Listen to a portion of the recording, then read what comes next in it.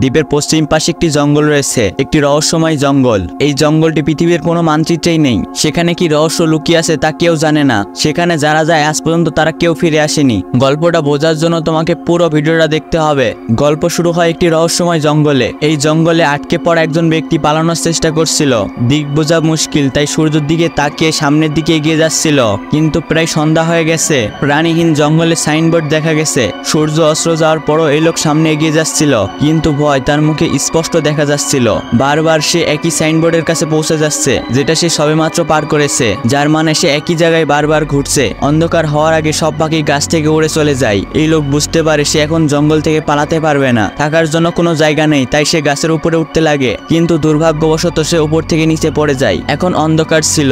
হঠাৎ কিছু একটা লোকটিকে টেনে নিয়ে চলে যায়। আমরা কেবল তার চিৎকার শুনতে পাই। এরপর আমরা মিনা নামের একজন আমেরিকান মেয়েকে দেখতে পাই। মিনা আইল্যান্ডে এসেছে এবং আজকাল সে একটি গাছের দোকানে কাজ করে। মিনাকে আমরা খুব একটা খুশিতে দেখি না। সে একাই থাকতো, তার কোনো বন্ধু বা প্রেমিকা ছিল না। তার দোকানে একটা বিশেষ তোতা পাখি ছিল, যা একটি চিড়িয়াখানা থেকে কিনেছে। তাই মিনার বস তাকে এই তোতা পাখিকে চিড়িয়াখানায় দিয়ে আসার দায়িত্ব দেয়। মিনা এই কাজ করতে প্রস্তুত ছিল। সে তোতা পাখিকে তার বাড়িতে নিয়ে যায়, কারণ সে আগামীকাল চলে যাবে। রাতে মিনাকে একটি বারে যেতে দেখি, যেখানে সে একজন ছেলের সাথে রাতের খাবার খাচ্ছিল। ছেলেটি তার বিষয়ে জিজ্ঞেস করলে সে মিথ্যা নাম ও মিথ্যা চাকরির কথা বলে। আসলে তার জীবন নিয়ে তার কোনো গুরুত্ব নেই, আর সে একা থাকতেই পছন্দ করে। পরের দিন সে তোতা পাখিকে নিয়ে গাড়ি নিয়ে চলা শুরু করে। যখন সন্ধ্যা হয় সে একটি বনে প্রবেশ করে। সে পুরো বনের মাঝখানে চলে গেছে। যখন সে গাড়ি থেকে নামে তখন তার চারিদিকটা একটু অদ্ভুত লাগে। এটা সেই জঙ্গল যেখানে সেই লোকটি হারিয়ে গিয়েছিল। মিনার ভয় লাগছিল। মিনা তোতাকে নিয়ে সামনের দিকে এগিয়ে যাচ্ছিল। সে বুঝতে পারে তার আশেপাশে কেউ একজন আছে। এমন সময় মাটি কাঁপতে থাকে। মিনা ভয়ে দৌড়াতে থাকে। হঠাৎ সে একটা বৃদ্ধ মহিলাকে দেখতে পায়। মিনা তাকে ডাকে, কিন্তু মহিলা দৌড়াতে থাকে। মিনা মহিলার পিছু করে। একসময় বৃদ্ধ মহিলাকে সে হারিয়ে ফেলে, কিন্তু মহিলা তাকে দূর থেকে ডাকে। এখানে একটা ঘর ছিল। মিনাকে বলে, জীবন বাঁচাতে চাইলে তাড়াতাড়ি ভিতরে আয়। মিনা তার দিকে আসতে থাকে। মিনা ভেতরে ঢোকা মাত্র দরজার তালা দিয়ে দেয়। এটি একটি বাড়ি নয়, এটি একটি বড় অদ্ভুত ঘর ছিল, কারণ সেখানে দেওয়ালের বদলে একটি বড় আয়না ছিল। আর এই বৃদ্ধ মহিলা ছাড়া এখানে আরো দুজন মানুষ ছিল। কিরা নামের একজন মহিলা আর ডেলান নামের একজন ছেলে ছিল। আর এই বৃদ্ধ মহিলার নাম মেডেলাইন। মিনা জিজ্ঞেস করে এই জায়গার নাম কি। আসলে এটি একটি খাঁচা, কিন্তু আমাদের জন্য এটা সেফ হাউস। এখানে আমরা নিরাপদ। আমরাও তোমার মতন এখানে আটকে গেছি। আমি তোমাকে ভয় দেখাতে চাইনি, তবে আমাদের কাছে খুব কম সময় আছে। তারা আমাদের দেখতে আসছে, এই জন্য আমাদের সবাইকে আয়নার সামনে দাঁড়াতে হবে। মিনা জিজ্ঞেস করে কে আমাদের দেখতে আসছে। তো মেডেলাইন বলে ভোসার্স। মেডেলাইন বলে ভয় পেও না, সব ঠিক হয়ে যাবে। মিনা জানে না বাইরে কি আছে, কিন্তু সবাই সবকিছু জানে। মেডেলাইন বলে তোমার আগমনে সে অনেক খুশি। মেডেলাইন মিনাকে আয়নার দিকে এগিয়ে যেতে বলে। তখনই বনে অদ্ভুত শব্দ হয়। মেডেলাইন বলে তোমার আগমনে হাততালি দিচ্ছে। আমাদের এই দৃশ্যটি দেখানো হয়। আমরা এটা দ্বারা অনুমান করতে পারি এই মানুষগুলো কত খারাপ অবস্থার মধ্যে রয়েছে। মিনা তো বুঝতে পারছিল না এই ভোসার্স কি।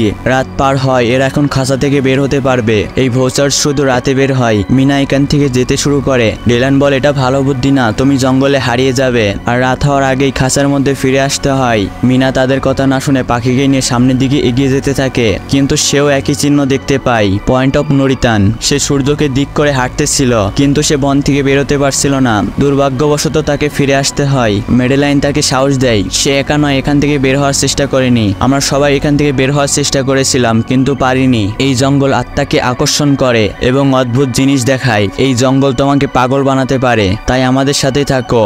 এই বন একটি শিকারী, আর আমরা তার শিকার। মেডেলাইন তাকে সাইনবোর্ড দেখায়। এই বনের চারিদিকে তুমি সাইনবোর্ড পাবে। এটি সেভ হাউসের চারিদিকে গোলাকার করে লাগানো হয়েছে, আর এই বোর্ডের বাইরে গেলে তুমি আর ফিরে আসতে পারবে না। মিনা জিজ্ঞেস করে এইসব কে বানিয়েছে। তখন মেডেলাইন উত্তর দেয় একজন প্রফেসর এইসব বানিয়েছে। মিনা কিছুক্ষণের জন্য এখানে দাঁড়িয়ে থাকে। দ্বিতীয় রাতে একই ঘটনা ঘটে। অদ্ভুত ব্যাপার হলো বনের মাঝে তাদের ঘরে বিদ্যুৎ আসছিল।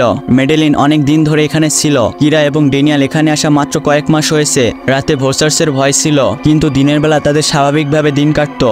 জঙ্গলে যা পেত তাই খেতে হতো। সেভ হাউসে সময় কাটানোর জন্য টিভিও ছিল। পরের দিন মিনা কিরাকে নিয়ে জঙ্গলে খাবার খুঁজতে গিয়েছিল। মিনা জিজ্ঞেস করে আসলে ভোসার্স আমাদের থেকে কি চাই। কিরা বলে নিশ্চিতভাবে বলতে পারবো না, কিন্তু মেডেলাইনের কাছে একটি তীর আছে। তারা আমাদের দেখতে পায়। আমরা যদি তাদেরকে দেখতে যাই তাহলে পাগল হয়ে যাব। কিরা মিনাকে একটি গভীর গর্ত দেখিয়ে বলে দিনের বেলা ভোসার্স মাটির নিচে থাকে। জঙ্গলে এই গভীর গর্তগুলো অনেক রয়েছে, আর আমাদের এই গর্তের আশেপাশে যাওয়ার হুকুম নেই। আর আজকের কথা যেন আমাদের মধ্যেই থাকে। মিনা এসব জেনে একটু অবাক হয়। কিরা আর জোনা এখানে আসা 6 মাস হয়ে গেছে। আসলে জোন কিরার স্বামী। কিরা মনে করে জোন তাকে বাঁচাতে আসবে। আসলে জোন ওই লোক ছিল যাকে মুভির শুরুতে দেখছিলাম মেডেলাইন, কিরা এবং ড্যানিয়েল এবং মিনাকে কিছু নিয়ম বুঝিয়ে দেয়। তারা যদি বেঁচে থাকতে চায় তাহলে এই নিয়মগুলো মেনে চলতে হবে। প্রথম নিয়ম হলো আয়নার সামনে পিঠ দেখানো যাবে না। দ্বিতীয় নিয়ম হলো রাত হওয়ার পর দরজা খুলতে পারবে না। আর তৃতীয় নিয়ম হলো গর্তের আশেপাশে যাওয়া যাবে না। সেই দিন রাতে মিনা আয়নার কাছে এসে কান পেতে শুনতে থাকে বাইরে কি হচ্ছে। যখন সে কোনো আওয়াজ শুনতে পায় না তখন সে একটা নিয়ম ভাঙে। সে আয়নার দিকে পিঠ রেখে ঘুমায়, যার জন্য ভসার্স রেগে যায় আর জোরে জোরে আয়নার ওপর ধাক্কা মারতে থাকে। মেডেলাইন মিনাকে আয়নার সামনে দাঁড়িয়ে থাকতে বলে যাতে ভসার্সের রাগ কমে। অন্য সবার মতন মিনা এখানে সারা জীবন থাকতে চায় না। পরের দিন মিনা যখন ড্যানিয়েলের সাথে শিকার করতে যায় সে ড্যানিয়েলকে জিজ্ঞেস করে আজ পর্যন্ত কোনো ভসার্সকে দেখেছ? তার উত্তর ছিল না, আজ পর্যন্ত আমি কাউকে দেখিনি। তার কাছেও এসব কিছু অদ্ভুত লাগতো। সে মনে করতো সবকিছু মেডেলিয়ানের বানানো গল্প। তারপর মিনা ড্যানিয়েলকে বুঝিয়ে সেই গর্তের ভেতরে চলে যায়। মিনা জানতে চায় আসলে গর্তের মধ্যে কি আছে।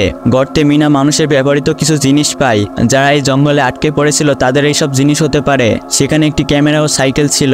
দড়ির সাহায্যে মিনা ও ড্যানিয়েল এইসব কিছু উপরে তুলে নেয়। মিনা অন্ধকারে কিছু একটা দেখে কিন্তু আলোর কারণে সেটা সামনে আসতে পারে না। এইসব জিনিসপত্র মেডেলাইনের কাছে নিয়ে যায় কিন্তু মেডেলাইনকে সত্য বলে না এইসব কই থেকে আসছে। মিনা বলে এইসব কিছু জঙ্গলে পেয়েছি। মেডেলাইন অনেকবার জিজ্ঞেস করে তুমি কি কিছু দেখেছ, কিন্তু মিনা কিছু বলে না। মিনার সাইকেল আনার আসল লক্ষ্য ছিল কম সময় যেন অনেক দূর যেতে পারে। যে ক্যামেরা মিনা পেয়েছিল ড্যানিয়েল সেটাকে সিসি ক্যামেরা তৈরি করে বাইরে রেখে দিয়েছিল যাতে ভসার্সকে দেখতে পায়। মেডেলাইন এসব করতে নিষেধ করে না কিন্তু সে জানতো এর ফল অনেক খারাপ হতে পারে। রাতে সবাই টিভির সামনে বসেছিল কিন্তু এখন পর্যন্ত কোনো ভসার্স আসেনি। হঠাৎ তখনই কেউ যেন দরজায় ঠোকা দেয়। এমনটা আগে কখনো হয়নি। তার শুধু পা দেখা যায়। সে জনের গলার আওয়াজে কথা বলতে শুরু করে। কিরা আওয়াজ শুনে দরজা খুলতে যায় কিন্তু মেডেলাইন তাকে থামিয়ে দেয় আর বলে এটা জন হতে পারে না। কিরা তো তার কথা বিশ্বাস করছিল না। মেডেলাইন কিরাকে একটি প্রশ্ন করতে বলে যেটা শুধু তুমি আর জন জানো। কিরা একটি বই সম্পর্কে জিজ্ঞেস করে। জনের এই কথাটা জানার উচিত ছিল কিন্তু বাইরে থাকা লোকটি সঠিক উত্তর দিতে পারে না, যা দ্বারা প্রমাণিত হয় বাইরের লোকটি জন ছিল না। কিন্তু সে জনের আওয়াজ নকল করে কথা বলছিল। সে ক্যামেরাটি ভেঙে দেয়। এরপর হঠাৎ ভসার্স রেগে গিয়ে আয়নার উপর আঘাত করতে শুরু করে। এরা অনেক ভয় পেয়ে যায়। ভাগ্যক্রমে ভসার্স ভেতরে আসতে পারে না। পরের দিন মিনা ও ড্যানিয়েল সত্য কথা বলতে বাধ্য হয়। এইসব কথা শুনে মেডেলাইন একটু হতাশ হয় কারণ তারা নিয়ম ভেঙেছে। এরপর সব জিনিসপত্র আবার সে গর্তে ফেলে দেয়। মিনা চাইলেও কিছু করতে পারে না। সময় পার হতে থাকে আর শীত চলে আসে। তারা দিনের বেলা খাবার খুঁজতে যেত এবং রাতে সেফ হাউসে ফিরে আসতে হতো। মিনা একটি মানচিত্র তৈরি করে যাতে সে একটি পথ খুঁজতে পারে। এরপর আমরা মিনার অতীত দেখতে পাই। কেন মিনা পরিবারের সাথে দেখা করতে চায় না? আসলে তার পরিবারে শুধু তার একটা বোন আছে আর তার বিয়ে হয়ে গেছে।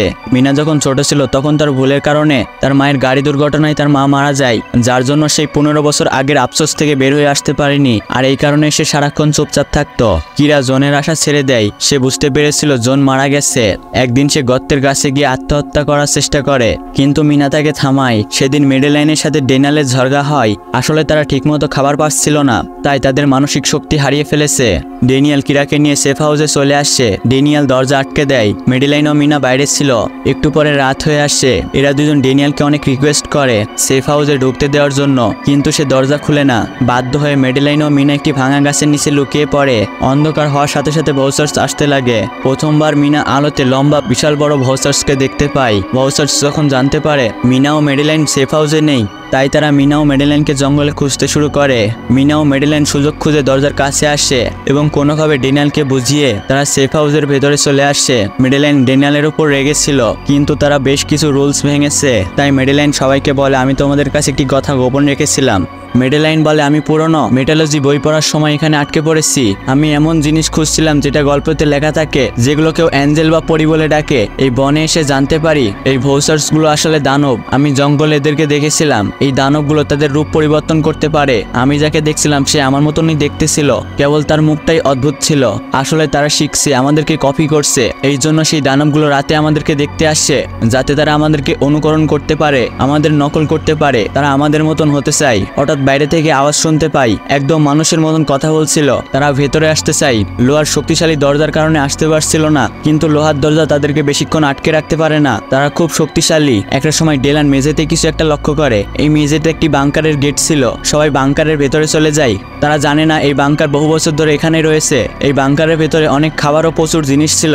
আসলে যে ব্যক্তি এই বাংকারটি তৈরি করেছিল তার নাম ছিল মার্টিন, যাকে প্রফেসর বলা হয়। তিনি এই ফেরিগুলো সম্পর্কে জানতে চেয়েছিল। সে এমন জায়গা তৈরি করতে চেয়েছিল যেখানে মানুষ ও দানবগুলো একসাথে থাকবে। এই ঘরে একটা কম্পিউটার ছিল, কিন্তু কম্পিউটারে ইন্টারনেট ছিল না। মিনা কম্পিউটার চেক করে, যেখানে সে প্রফেসরের ব্যাপারে অনেক কিছু জানতে পারে। এই দানবগুলো এখানে আসলো কিভাবে একটু পরে জানতে পারবো, কিন্তু প্রফেসর এই জায়গাটা মানুষের রক্ত দিয়ে বানিয়েছিল। তিনি মানুষকে অর্থের লোভ দেখিয়ে এখানে নিয়ে আসছিল এবং অন্ধকার হওয়ার সাথে সাথে ভোসার্স অর্থাৎ ফেরিসগুলো তাদেরকে আক্রমণ করে হত্যা করত। প্রফেসর এসব কথা জানতো, কিন্তু সে নীরব থাকতো।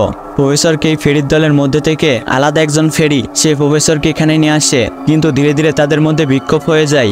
মিনা জানতে চেয়েছিল শেষমেশ কি হয়েছিল, তাই মিনা প্রফেসরের সব ভিডিও ফাইল চালায় যেখানে প্রফেসর ফেরিকে মারতে গিয়েছিল, কিন্তু তিনি মারা যাওয়ার আগে বলে গিয়েছিল এখান থেকে বের হওয়ার পথ বলে গিয়েছিল। প্রফেসর বলেছিল পাখিদের পিছু পিছু গেলেই তবেই তারা জঙ্গল থেকে বের হতে পারবে। যদি কেউ এই জঙ্গল থেকে জিন্দা পালিয়ে যেতে পারে তাহলে বিশ্ববিদ্যালয়ে গিয়ে আমার সব রিসার্চগুলো নষ্ট করে দিও। কিছু রহস্যই থেকে যাক। এখানে আমি এসে অনেক বড় ভুল করে ফেলেছিলাম। আমি সেই পৃথিবী বানাতে পারিনি যেটা আমি স্বপ্ন দেখেছিলাম। যার জন্য এসব শুনে অবাক হয়ে যায়, কিন্তু তারা খুশি ছিল। এটার জন্য কাল তারা এখান থেকে মুক্তি পাবে। পরের দিন সকালে যখন তারা বাইরে আসে তখন দেখে সেফ হাউসের অবস্থা অনেক খারাপ। প্রফেসরের বলা রাস্তা দিয়ে তারা চলতে শুরু করে। মিনা তার তোতাকে ছেড়ে দেয় আর সবাই তার পিছু করতে থাকে। তাদের একটি ঝিলের কাছে যেতে হবে যেখানে প্রফেসরের বোর্ড রাখা আছে। রাস্তায় তারা একটি কবর দেখে। মেডেলাইন বলে এক সময় ছিল যখন এই ফেরিগুলো মানুষের সাথেই থাকতো, কিন্তু মানুষ বদলে গিয়ে তাদের বিরুদ্ধে চলে যায়। তাই এই ফেরিগুলো জঙ্গলে আটকে রয়েছে। বহু শতাব্দী ধরে মাটির নিচে থাকার কারণে তারা তাদের জাতীয় শক্তি হারিয়ে ফেলেছে। তারা এই জঙ্গল ছেড়ে যেতে পারেনি। এদিকে সন্ধ্যা হতে চলেছে, তাই এদেরকে তাড়াতাড়ি করে এই জঙ্গল থেকে বের হতে হবে। হঠাৎ বৃষ্টি শুরু হয় আর সূর্য ডুবতে শুরু করে। এদিকে ফেরিগুলো গর্ত থেকে বের হতে থাকে। এরা ঝিলের কাছে চলে আসে এবং বোটটিও পেয়ে যায়, কিন্তু ড্যানিয়েল জনকে দেখতে পায়। সে জনকে সাহায্য করতে চেয়েছিল। সে জনকে সাহায্য করতে গিয়ে পিছে পড়ে যায়, কিন্তু বাস্তবে সে জন ছিল না, আসলে রূপ ধারণ করা ফেরি ছিল। তারা তাকে বাঁচাতে পারে না। এরপর ফেরি ড্যানিয়েলের রূপ নিয়ে এগিয়ে আসে। এই ফেরি নদী পার করতে পারে না, আর এই সুযোগে তিনজন বোটের সাহায্যে এই অদ্ভুত জঙ্গল থেকে বের হয়ে আসে। পরের দিন তার একটি বাস ধরে শহরে চলে আসে। কিছুদিন পার হলে মিনা বিশ্ববিদ্যালয়ে যায়, যেখানে সে প্রফেসরের সব গবেষণা নষ্ট করতে গিয়েছিল যাতে কেউ গবেষণা করার জন্য সেই জঙ্গলে না যেতে পারে। মিনা গবেষণাগুলো নষ্ট করতে যায়, কিন্তু সেখানে সে নতুন কিছু কথা জানতে পারে। 1000 বছর আগে এই ফেরিগুলো মানুষের সাথেই থাকতো।